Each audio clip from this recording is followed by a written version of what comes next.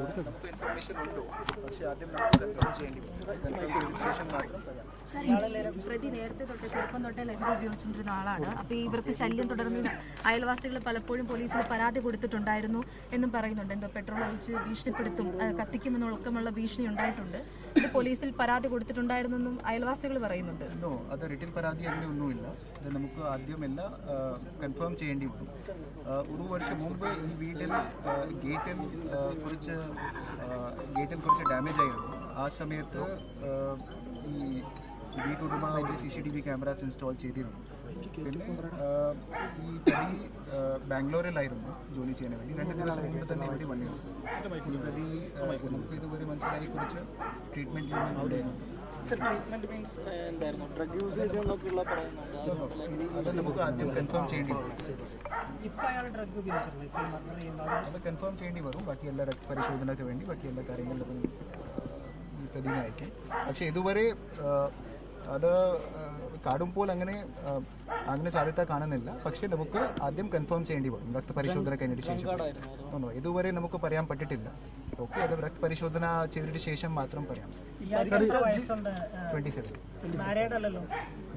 ഇയാൾ സ്ഥിരം പ്രശ്നക്കാരനാണ്. ആ രീതിയിലുള്ള യാതൊരു പരാതിയും ഇതുമായി ബന്ധപ്പെട്ടില്ല. സ്ഥിരം പ്രശ്നക്കാർ അങ്ങനെ ഈ പ്രതിനെ എത്ര 2-3 കേസസ് ഉണ്ട്. ഒരു തൃശ്ശൂർ സിറ്റിയിലെ ഒരു കേസുണ്ട്, ഒരു എറണാകുളം സിറ്റിയിലെ ഒരു കേസുണ്ട്. ഇവിടെ ഒരു കേസ് ഉണ്ടായിരുന്നു നേരിട്ട്. സോ ഒരു സിമ്പിൾ ഹേർട്ട് കേസ് ഉണ്ടായിരുന്നു നമ്മുടെ ലിമിറ്റിൽ. പിന്നെ ഒരു NDPS കേസ് ഉണ്ടായിരുന്നു തൃശ്ശൂരിൽ. ഒരു ബൈക്ക് മോശം കേസ് ഉണ്ടായിരുന്നു എറണാകുളം സിറ്റിയിൽ. അത് നമുക്ക് ആദ്യം പക്ഷേ എല്ലാം കൺഫേം ചെയ്യേണ്ടി വരും. തൃശ്ശൂരിൽ ഒരു കേസ്, എറണാകുളമിൽ ഒരു കേസ്, ഇവിടെ ഒരു കേസ്.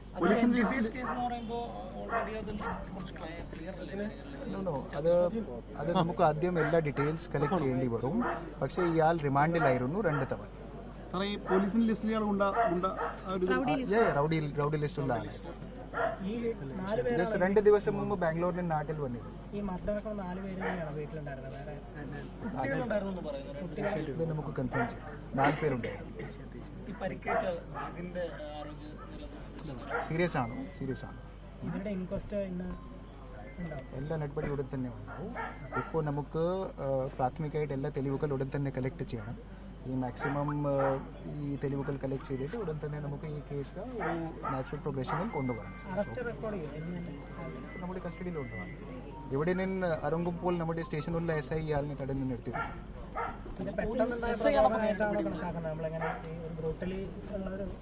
തീർച്ചയായിട്ടും വളരെ ബ്രൂട്ടലാണോ ഇത്. എല്ലാ കാര്യങ്ങളും നമുക്ക് എല്ലാ ആംഗിൾസ് പ്രോപ്പർലി വിശദമായി ഇൻവെസ്റ്റിഗേറ്റ് ചെയ്യേണ്ടി വരും. അത് കഴിഞ്ഞിട്ട് ശേഷം മാത്രം ഇപ്പോൾ കൂടുതൽ അഭിപ്രായം പറയാൻ പറ്റും. ഇപ്പോൾ ഇത് നാട്ടുകാരല്ല, ഇവിടെ നിന്ന് ഇറങ്ങിയിട്ട് ശേഷം ഇവിടെ നിന്ന് ബൈക്കിൽ ഇറങ്ങിയിരുന്നു. നമുക്ക് എല്ലാ കാര്യങ്ങൾ ഇൻവെസ്റ്റിഗേറ്റ് ചെയ്തിട്ട് ശേഷം മാത്രം കൂടുതൽ കാര്യങ്ങൾ പറയാൻ പറ്റും. നമ്മുടെ SI ഈ പ്രതിനെ കണ്ടിട്ട് തടഞ്ഞു നിർത്തിയിരുന്നു. കാരണം ഇയാൾക്ക് ഹെൽമെറ്റ് ഉണ്ടായിരുന്നില്ല. കുറച്ച് സംശയം തോന്നി SIന്, നമ്മുടെ വടക്കേക്കര പോലീസ് സ്റ്റേഷനിലുള്ള SIന്. ഈ എല്ലാ കാര്യങ്ങൾ കൂടുതൽ ഡീറ്റെയിൽസ് ഞാൻ ഈ എല്ലാ ഇൻവെസ്റ്റിഗേഷൻ ശേഷം മാത്രം പറയാൻ പറ്റും. നെയ്ബേഴ്സുമായി ബന്ധപ്പെട്ട തിരക്കുണ്ടായിരുന്നു. അതിൻ്റെ വൈരാഗ്യൻ്റെ ഭാഗമായി കുറച്ച് ഇയാൾക്ക് കുറച്ച് ഫാമിലി മെമ്പേഴ്സിനെ ഇത്ര അങ്ങനെ ഒരു അലിഗേഷൻസ് ഉണ്ട് ഇയാളിൻ്റെ വെർഷൻ പ്രകാരം. 3 കേസസ് ഉണ്ടായിരുന്നു. ഇത് ഞാൻ പറഞ്ഞു. അത് നോക്കാം.